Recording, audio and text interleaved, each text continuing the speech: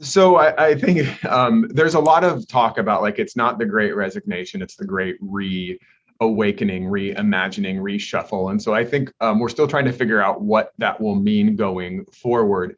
The Great Resignation just says a lot of people are going to quit their jobs. Some individuals are going to go into other jobs. Some individuals are going to leave the workforce entirely. We've seen increased rates of entrepreneurship in the US. We've seen increased numbers of people staying home with their family.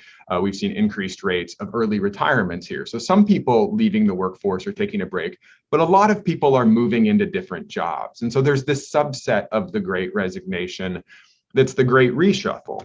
And that makes a lot of sense that people are reshuffling right now. Part of what makes this unique is the remote work element to it. So it's not just that people are changing the way they view work. You can imagine in after other major events going all the way back to the plague, to World War II, to the Great Recession that happened here, the Great Depression that happened around the world, those had lasting impacts on how people view their lives, on how people view the world.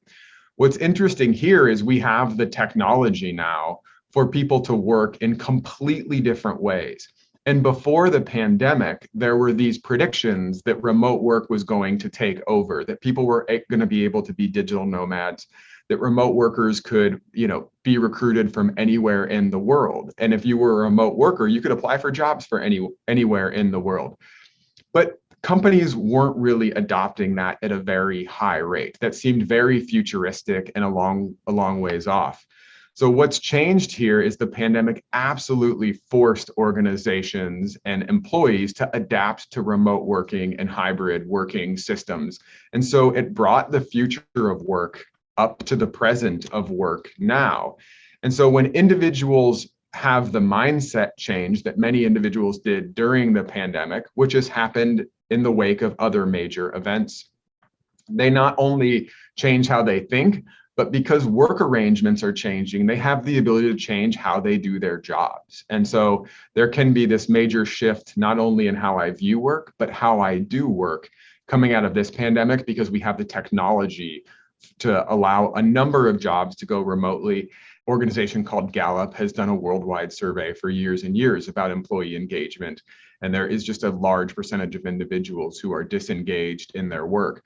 What's different now, and this may be especially true among younger workers, is that these different options are available. And so when you're dissatisfied, you don't have to just put up with a bad boss or bad coworkers or work that you don't really like. You can say, actually, I do have I can apply for remote jobs anywhere in the world and hopefully change that way. Or I can take a small break because I have a little savings saved up, go back to school, pick up some different skills online and apply for different roles. And so there do seem to be more avenues that when you're dissatisfied, you don't necessarily have to put up with it for 10 years or 20 years. You can think about these different options, these different arrangements that are out there, different ways to support yourself and enact those plans fairly easily.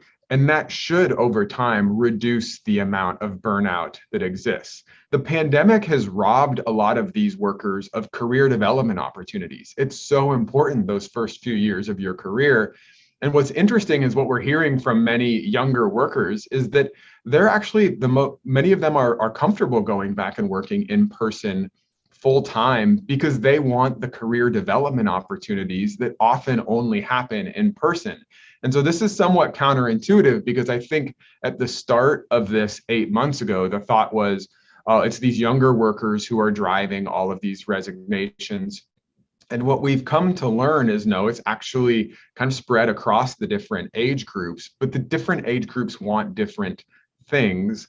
And what we're hearing from a lot of younger workers, especially those in large organizations, is we want our career development opportunities back. And during the pandemic, Zoom didn't always cut it when it came to good mentoring, to good networking. Those are really difficult to do virtually. Not impossible, but many companies didn't adjust quickly enough to continue the career development that in-person work provides.